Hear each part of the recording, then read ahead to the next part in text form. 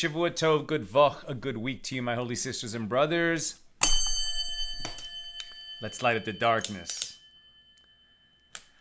Who's in the house on a Saturday night so late on the East Coast? Lorraine in Texas, Cindy in St. Louis, Franco in Trieste, Italy at 6:30 a.m., my hero.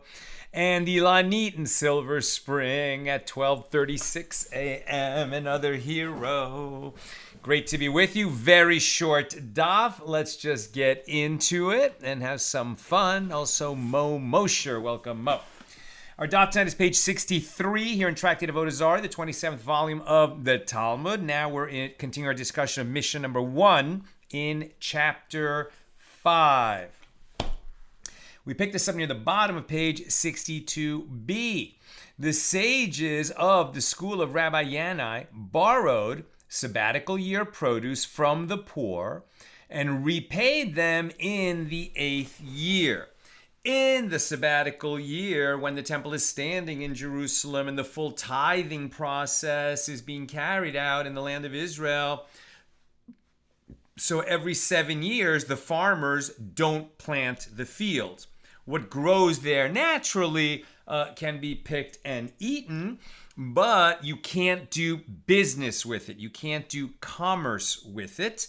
So here they're asking, well, what if there's a delay, and not only a delay of time, but an arrangement such that we can say that we're not making a financial deal. I'm giving you a gift today. You'll give me a gift next year. Maybe there's an understanding between us that because I'm giving you this gift this year, you're going to give me a gift next year. But you're not really obligated. It's not a quid pro quo. It's not a purchase and sale. Here, maybe it's being characterized as borrowing and paying back. But when the two events are far enough apart that we can say it's not a purchase and sale, and therefore it doesn't violate the law against selling produce from your field in the shmitta year, when the shmitta, or in English the sabbatical agricultural cycles, are being observed in the land of Israel.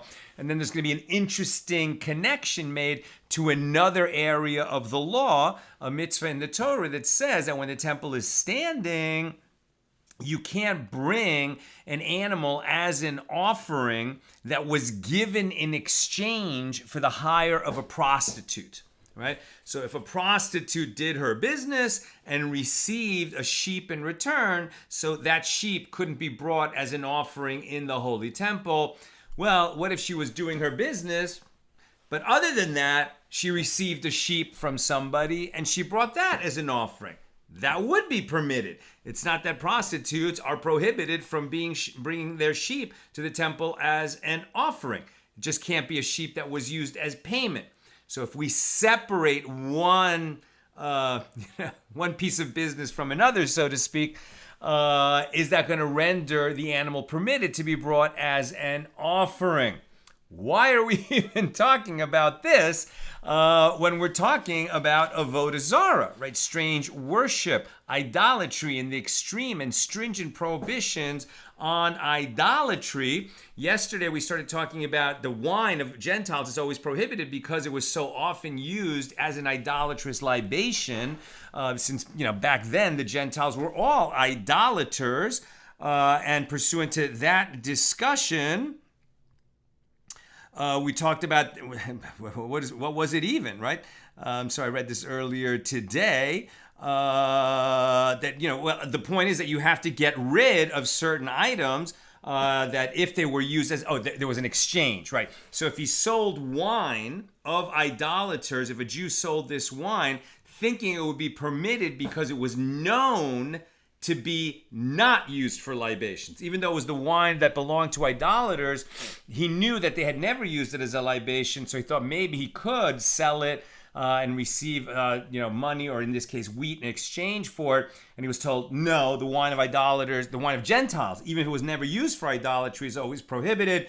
You have to get rid of it, you have to burn it and bury it to make sure that no Jew ever stumbles across it and comes to use it, not realizing that it was prohibited with the prohibition of Avoda Zara. So now we're going to ask, well, what if we separate, the two things? Is it going to still be an exchange such that the prohibited nature of the Avoda Zara, the wine of idolaters, transfers to something that's sort of more, the connection is more attenuated further down the line? So to get at that question, we're going to look at produce of the shmitta year, which is prohibited to be sold. And if you do sell it, then the proceeds of that sale are going to be prohibited also. But then there was the question, but if you betroth a woman with that, she is betrothed, meaning that the money, even though it was prohibited, somehow still comes into the possession of the person, although not in every case. So let's go through it. The sages of the school of Rabbi Yanai, the sages of the school of Rabbi Yanai, so the sages did this, that they borrowed sabbatical year produce from the poor and repaid them in the 8th year. The poor needed some sustenance. They had some food in the field, which they couldn't sell, but they really needed other things. And so they made this kind of arrangement that would benefit the poor and hopefully was not violating the Shemitah prohibition. So others came and said this to Rabbi Yochanan out of concern that by doing so they violated the prohibition against engaging in commerce with sabbatical year produce. So Rabbi Yochanan said to them, they are acting properly, as this is not considered commerce. And in the corresponding case concerning payment to a prostitute for services rendered, it is permitted to sacrifice such an animal as an offering. Although the Torah prohibits the sacrifice of an animal used as a prostitute's payment in Deuteronomy 23:19, in a case similar to this one, it is permitted, as it is taught in a baraisa, if the man gave the prostitute payment but did not engage in intercourse with her, or if he engaged in intercourse with her but did not give her payment, it is permitted for her payment to serve as an offering. So a couple questions pop out at us immediately. First, the obvious one that the Gemara is going to ask, if he engaged in intercourse with her but he didn't pay her, then how is the payment permitted? There is no payment. We'll get to that in a second. But the bigger question is why are we talking about prostitutes? Aren't we engaging in holy Torah study here? What is now going to be all this analysis and business? I mean, why would you ever want to go anywhere near using an animal that was paid to a prostitute for her services, even if we came up with some kind of financial arrangement where it wasn't a purchase and sale, it wasn't an exchange, it was somehow further removed than that? And the answer is, it doesn't really matter if this ever happened in real life. The point is that there's a law which says that you cannot bring this animal as payment for a prostitute. And the sages are going to test their understanding of this law by saying, well, what is payment? Because the Torah is very specific that this kind of payment is prohibited, this is going to be one of the areas in the Torah where we need a definition of payment, and we can compare it to other areas of the Torah where we need a definition of payment, and we can see if we can learn from one area to the other. And the fact that it involves unseemly matters like the business of a prostitute is pretty much irrelevant, right? They're not talking about whether it's permitted or prohibited. It's prohibited to be a prostitute. This is not something that's condoned or permitted. But, having brought up the law, we can learn from it to other areas of Torah law, of halacha. Okay. So the Gemara discusses the difficulties with the wording of the Baraisa. If he gave her payment, but did not engage in intercourse with her, isn't it obvious that it is permitted? Since he did not engage in intercourse with her, it is merely a gift that he has given her, and there is no reason for it to be forbidden. Why does the Baraisa need to state this? And furthermore, with regard to the case in the Baraisa where he engaged in intercourse with her but did not give her payment, he did not give her anything. And since he did not give her payment, what is the meaning of the statement that her payment is permitted? So the Gemara answers, rather, this is what the Baraisa is saying. If he gave her payment and afterwards, after some time elapsed, he engaged in intercourse with her, or if he engaged in intercourse with her and afterward, after some time had elapsed, he gave her payment, then the payment is permitted because the payment was not given proximate to the intercourse. This is also the law in the case of borrowing sabbatical year produce, i.e. paying for it after time has elapsed, is not considered commerce, right? I think anybody in the business world will say to you that, when they provide a service or a good, right, if they sell goods to another person, they need to be paid. One of the biggest problems in business is getting paid in a timely manner. And if you make a deal where the other guy will pay you sometime, that's not a deal, right? That's not good business. Really what you've done is you've given a gift. Maybe you've created goodwill. And then you hope that you'll get a gift in return some other time, but there's no guarantee of that. And that's why, at least it seems to me, philosophically, that's why we don't call it commerce in that situation. It's not a purchase and sale. It's two separate transactions. The Gemara asks, if the Baraisa is referring to a case where he gave her payment and afterward engaged in intercourse with her, then when he engaged in intercourse with her, the prohibition with regard to payment to a prostitute should apply to the payment retroactively. Just because he paid first and then enjoyed the service doesn't mean that it wasn't a quid pro quo. That was commerce, that was payment for something. It doesn't matter which went first, the service or the payment. There are a lot of things in this world where you pay first. The question we've been talking about is where those two events are separated by a large amount of time. The fact that he paid first would not render the payment permitted to be brought as an offering in the Holy Temple. Rabbi Eliezer says the Baraisa is referring to a situation where she sacrificed the payment in the temple first before the intercourse took place. That does make it different. He paid, she brought a sacrifice. Later, she provided a service. Since the sacrifice was brought at a time when the money given was only a gift, it seems like it would be permitted. The interesting question is, but if he said, I'll pay you today for something that you're going to give me next week, that's pretty proximate, and she could have brought the offering in between. So that seems to be a minority view that would be permitted. We are on page 63a now. The Gemara asks, what are the circumstances of such a situation? If the circumstances are that he said to her, acquire this payment from now, it is obvious that it is permitted to sacrifice it, as it is not extant as payment at the time of the intercourse, and it is merely a gift that he gave her. It would not be necessary for the Baraisa to state this. I guess it doesn't matter that there's an understanding that she'll provide a service later because she acquires it now. And it's not, I assume there's no written contract.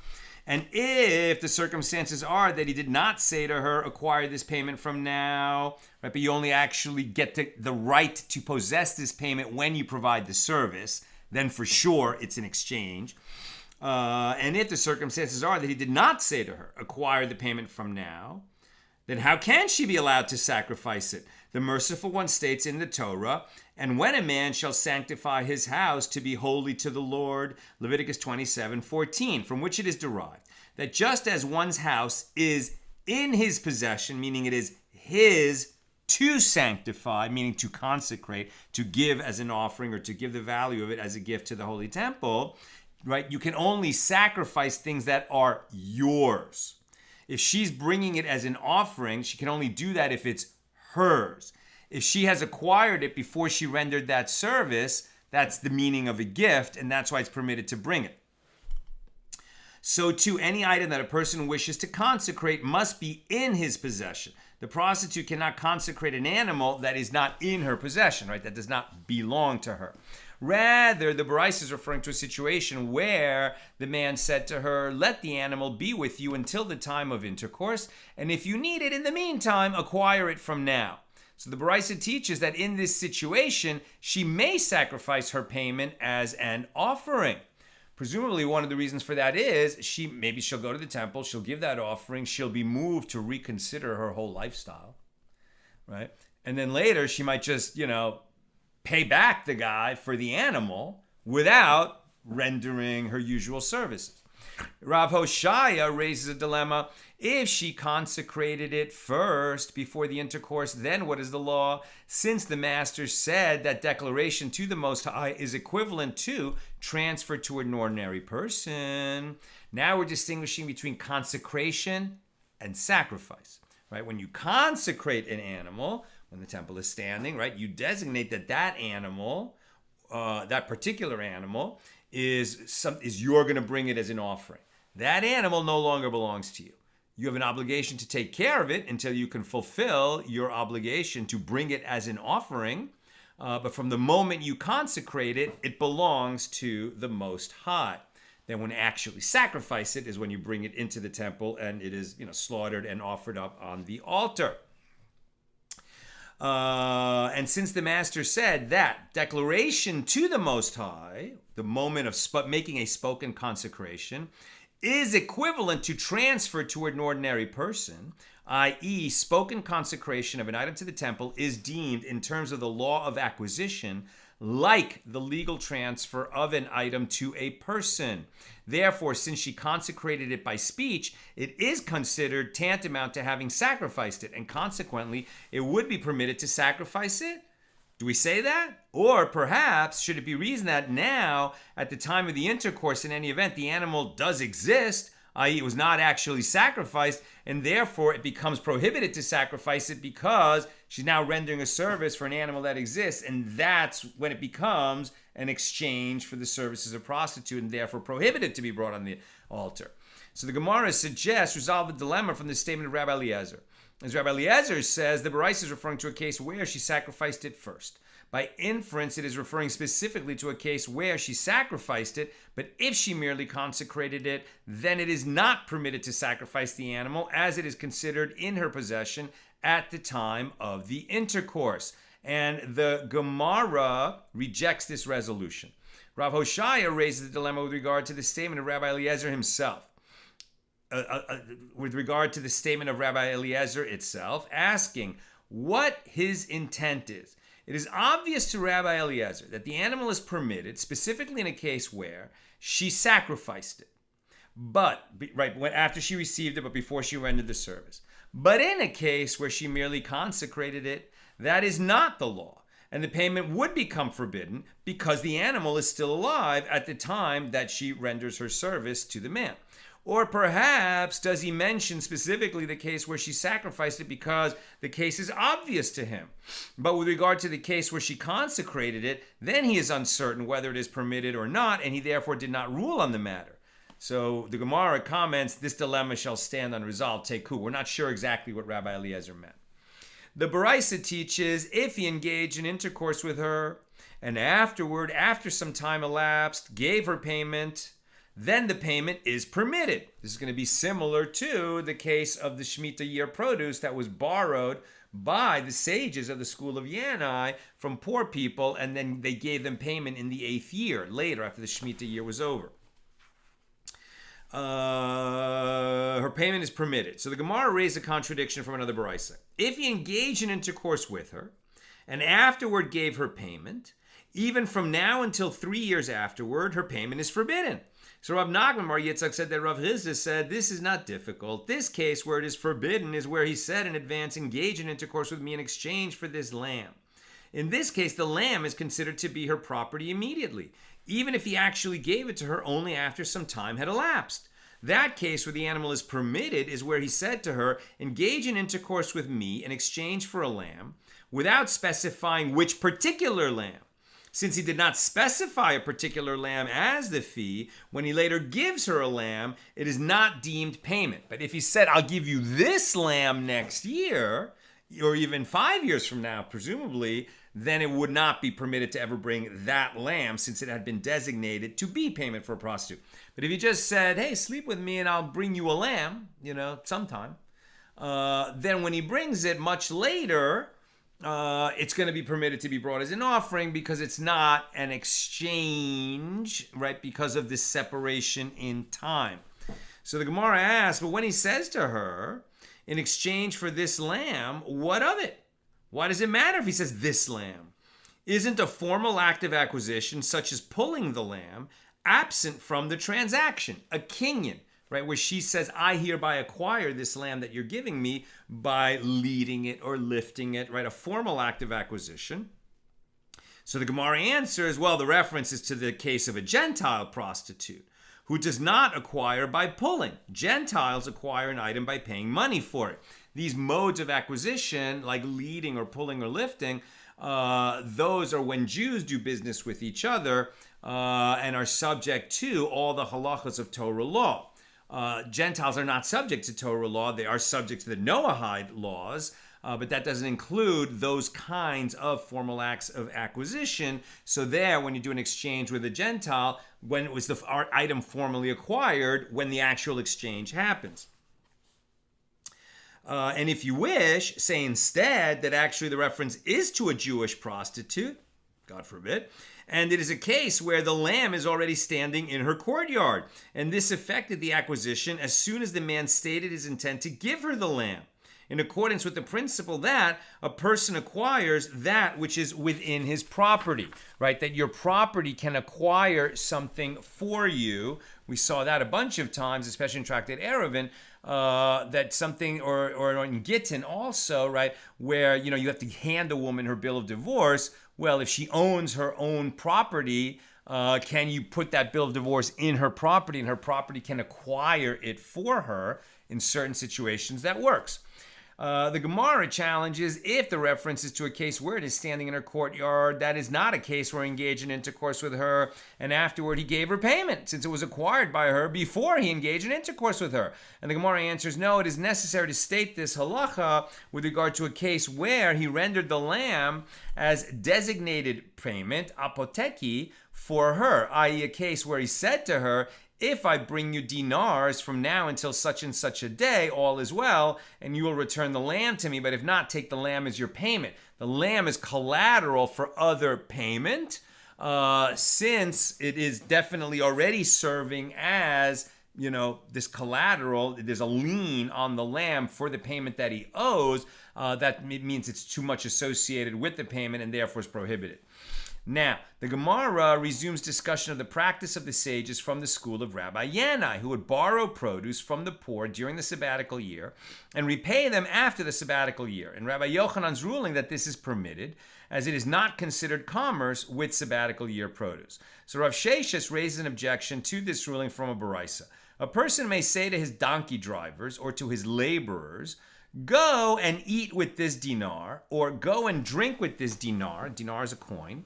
And he does not need to be concerned that his workers will transgress a prohibition with the money that he has given them, right? In other words, he has to be concerned that they, that they will use it. Let's say that they will use that money to go eat in a restaurant owned by idolaters that have an idol in the restaurant. So a place where it's prohibited for Jews to go, to even be there, certainly to contribute money to the idolatry that is being performed in that restaurant. He would not go there. If he's paying his workers and he just says, here's your payment for your wage, okay, then the money's theirs. They work for him. They earn their money. If they go then and spend money in that restaurant, that's on them, not on him. But if he hasn't really released the payment yet, he hasn't just paid them, he says, go and eat with this money, then he still has some measure of control over the money, or does he, is the question. Does he still have some measure of control over the money such that when his employees go and spend that money in the idolater's restaurant, he himself will have some responsibility, and a consequence to him is that he violated that prohibition. So let's see. A person may say to his employers, right, to his employees, his donkey drivers or his laborers, go and eat with this dinar or go and drink with this dinar. And he does not need to be concerned that his workers will transgress a prohibition with the money he has given them. Even if he's saying go eat with it, it's still he's given it to them. Neither with regard to the prohibitions concerning sabbatical year produce, nor with regard to the restrictions on the consumption of tithe, nor with regard to the prohibition against consumption of wine used for libation. And this is because whatever food or drink that they acquired of their own volition, and the employer does not bear responsibility for their actions. Now we're on page 63b. But if he said to them, go and eat, and I will reimburse you, or go and drink, and I will reimburse you, right now, they're acting as his employees. They're going to some location, right? They're going to go spend money of their own, expecting to get reimbursed by him. If they go and consume wine as a libation, and then he's going to reimburse them for that, it will turn out that the money that he is spending is 100% used to reimburse money that was given for the libation of an idolater, and he will have responsibility. So, but if he said to them, go and eat and I will reimburse you, or go and drink and I will reimburse you, he must be concerned with regard to the possibility that his workers will transgress a prohibition with the money, whether with regard to the prohibitions concerning the sabbatical year produce, or with regard to a tithe, or with regard to wine used as a libation. And this is because if they acquire forbidden food or drink, it is tantamount to his acquiring these items and giving them to the laborers. Rav Sheshis infers from this, apparently when he pays his laborers after some time has elapsed, it is considered as though he is paying money for forbidden items, even though the forbidden items no longer exist. Here too, when people borrow sabbatical year produce with the intent of paying for it afterward, when one pays, he is paying for forbidden purchase. Right? The fact that they borrowed from the poor and only paid them back, so to speak, in the 8th year when money could be given, there's a big time gap. But if we're saying that I go and eat and I will reimburse you, and if they eat, shmitta produce, and then I pay them for it, and they pay for that, and then I pay them, or even if they just go pick it from the field and then I pay them because for their trouble, getting that food, then I will have paid for shmitta produce. If that's the case, then why is it permitted for the sages of the school of Yanai to do what they did? Rav Sheshis, so Rav Chisda interpreted this baraisa with regard to a different situation. He says, with regard to a storekeeper who regularly gives credit to the employer so that the employer incurs the debt to him at the moment the storekeeper gives food or drink to the laborers. Right? Okay. So I have my buddy Tommy. He owns a store. I have workers. I'm not always there when they're home. I want to make sure that they have lunch, but I can't give them lunch. So I say to them, listen, on your lunch break, go over to Tommy's store, order sandwiches, whatever you want, and then I'll pay Tommy for the sandwiches that he gives you. Right? So when Tommy feeds my laborers, at the moment that he gives them sandwiches, I incur a debt to Tommy, okay? This is because, since it is his custom to give him credit, that Tommy gives me credit, it is considered as though the storekeeper acquires the dinar from him at that moment. As soon as he gives the sandwiches to my workers, right, he has acquired money from me because I now owe him, right? He has a right to receive money from me because I owe him. Therefore, if the laborers bought from him sabbatical year produce, it is considered as though the employer paid his laborers with the sabbatical year produce, which is prohibited. Therefore, this case is not comparable to the case of the sages who borrowed sabbatical year produce, because we have this standing arrangement, right? If Tommy then gave sabbatical year produce to my workers and at that very moment acquired a right to receive money from me, then this would violate the prohibition on commerce with sabbatical year produce. But that's because he acquires the money or the right to the money from me immediately. In the arrangement with the sages of the school of Yanai, they're just borrowing produce, right, from the poor people, and they're going to pay back in the 8th year. Not the same, because there's not that acquisition that involves money. They're borrowing produce. Could they return produce? That seems to be an option. That seems like it would be okay. The Gemara asks, but in the case of a storekeeper who does not give credit to the employer, then what is the law? Is it permitted for the employer to send his laborers to buy food, committing to reimburse them afterward? If so, rather than the Tana teaching that if the employer says go and eat with this dinar or go and drink with this dinar, he does need to be concerned that they will buy forbidden food. Let him distinguish and teach the distinction within the case itself, where he says go and eat and I will reimburse you. The Tana could teach as follows. In what case is this statement said, i.e. that if the employer says, I will reimburse you, he cannot allow his laborer to buy forbidden food? It is stated with regard to the case of a storekeeper who regularly gives credit to the employer, such that the employer incurs the debt to him at the moment the storekeeper gives the food or drink to the laborers. But in the case of a storekeeper who does not give credit to the employer, it is permitted for the employer to instruct his laborers in this manner, because now there isn't a right to receive money instantly created when Tommy gives sandwiches to my workers, right? We don't have a standing arrangement. So he's making a decision that when these workers say to him, hey, Sal said if you give us sandwiches, he'll pay you back, right? So he hasn't made an arrangement with me. He's going to believe the workers, and then he's going to come deal with me. But the right to the money isn't created at that very moment. He has to then check with me. I think that's the difference. And furthermore, there is another difficulty with this interpretation. The case of a storekeeper who does not give credit to the employer, does he not incur the debt to him? But doesn't Rava say in that case of one who says to another, give 100 dinars to so-and-so, and all of my property will be transferred to you? He acquires it by the law of a guarantor. Just as a guarantor for another person's loan renders himself liable to pay for someone else's debt, so too the owner of the property renders himself liable to give the property in exchange for the 100 dinars that the acquiring party gives to so-and-so. So here too, the employer renders himself liable to pay the storekeeper when the storekeeper gives food to his laborers at his request. After all, I already promised that I would do that to my workers. So rather, Rava says there is no difference whether the storekeeper gives him credit, and there is no difference whether he does not give him credit. Any commitment to pay causes a liability.